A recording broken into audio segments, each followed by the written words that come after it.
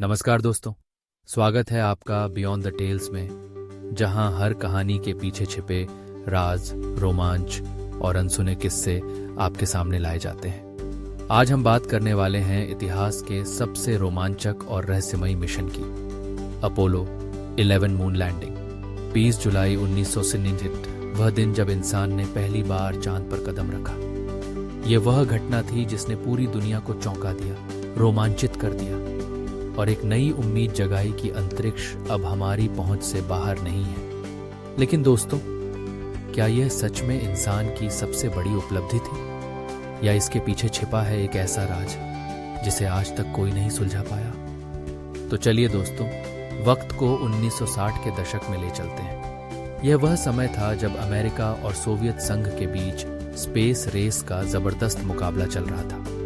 दोनों देश एक दूसरे से आगे निकलने के लिए किसी भी हद तक जाने को तैयार थे। सोवियत संघ ने 1957 में स्पुतनिक एड नाम का पहला सैटेलाइट लॉन्च किया और फिर यूरी गागरिन को 1961 में अंतरिक्ष में भेजकर एक बड़ी बाजी मार ली। अमेरिका के लिए यह एक बड़ा झटका था। तब अमेरिका के राष्ट्रपति जॉन एफ कैनेडी ने एक बड़ा ऐलान किया, हम इस दशक के अंत तक इंसान को चांद पर भेजेंगे और सुरक्षित वापस लाएंगे। यह सिर्फ एक घोषणा नहीं थी, यह अमेरिका के लिए अपनी प्रतिष्ठा बचाने की लड़ाई थी। और फिर शुरू हुआ अपोलो प्रोग्राम। 16 जुलाई 1969 को केप कैनावेरल से सैटर्न वी रॉकेट ने उड़ान भरी। यह रॉकेट 3 अंतरिक्ष यात्रियों नील आर्मस्ट्रॉन्ग, बज एल्ड्रिन और माइकल कोलिंस को लेकर चांद की ओर रवाना हुआ।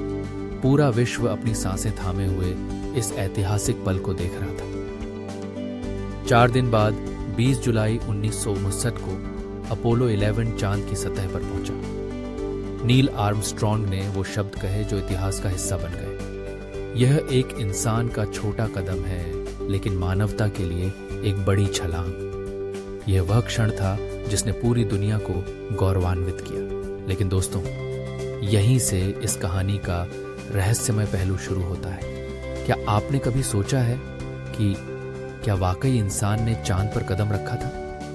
आलोचकों का कहना है कि अपोलो 11 मून लैंडिंग एक बड़ा झूठ थी जो अमेरिका ने स्पेस रेस जीतने के लिए रची थी। उनके पास इसके कुछ चौंकाने वाले सबूत भी हैं।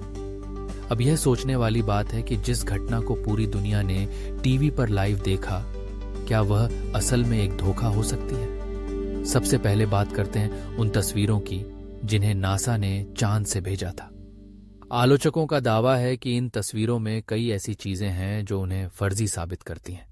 पहला सवाल, चांद पर जब हवा ही नहीं है तो अमेरिका का झंडा लहराते हुए क्यों दिखा? नासा ने इसका जवाब दिया कि झंडे को इस तरह डिजाइन किया गया था कि वह स्थिर खड़ा रहे, लेकिन कई लोग इसे मानने को तैयार नहीं है। दूसरा सवाल, तस्वीरों में दिखने वाली परछाइयां। चांद पर सिर्फ एक प्रकाश स्रोत है, सूरज, लेकिन उन तस्वीरों में परछाइयां अलग अलग दिशाओं में जा रही हैं। क्या यह किसी स्टूडियो की लाइटिंग का असर था? और तीसरा सवाल, तस्वीरों में तारे क्यों नहीं दिखे? चांद पर जहां कोई वातावरण नहीं है वहां से तारे साफ दिखाई देने चाहिए थे, लेकिन नासा का कहना है कि कैमरे की सेटिंग्स और प्रकाश के कारण ऐसा हुआ। दोस्तों, यह सवाल तो सिर्फ शुरुआत है। मून लैंडिंग के वीडियो पर भी कई सवाल उठाए गए हैं। आलोचकों का कहना है कि वह वीडियो किसी हॉलीवुड स्टूडियो में शूट किया गया था।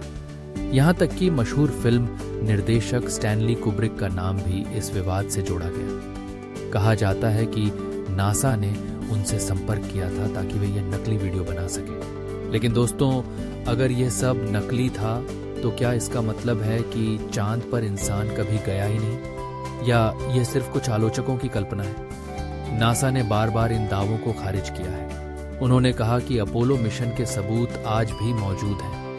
चांद पर छोड़े गए उपकरण जैसे लेजर रिफ्लेक्टर्स आज भी वैज्ञानिक प्रयोगों में उपयोग किए जाते हैं। इसके अलावा अपोलो 11 का 21 किलो चांद की मिट्टी और पत्थरों का नमूना भी लाया गया था, जिसे वैज्ञानिकों ने जांचा और प्रमाणित किया। तो दोस्तों, क्या यह सबूत पर्याप्त है, या इस रहस्य के पीछे अभी भी कुछ ऐसा है जो दुनिया नहीं जानती?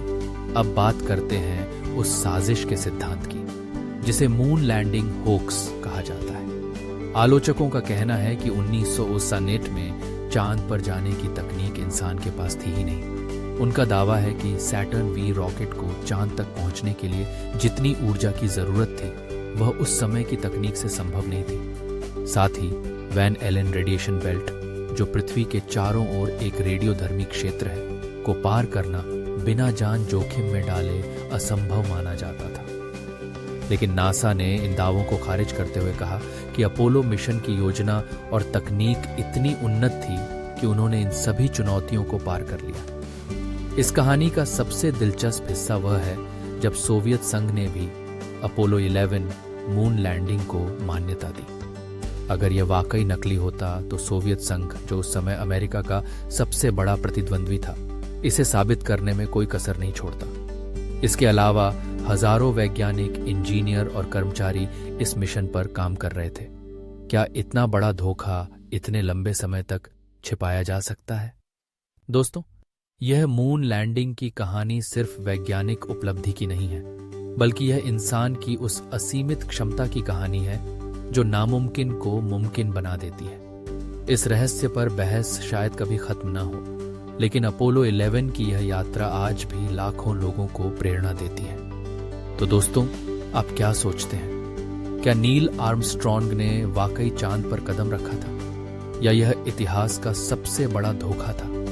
अपनी राय हमें कमेंट में बताएं। अगर आपको यह कहानी रोमांचक लगी हो तो इस वीडियो को लाइक करें, चैनल को सब्सक्राइब करें और हमारे साथ जुड़े रहें, क्योंकि बियॉन्ड द टेल्स पर हर कहानी आपको चौंकाने के लिए तैयार है। मिलते हैं अगले वीडियो में, तब तक के लिए धन्यवाद।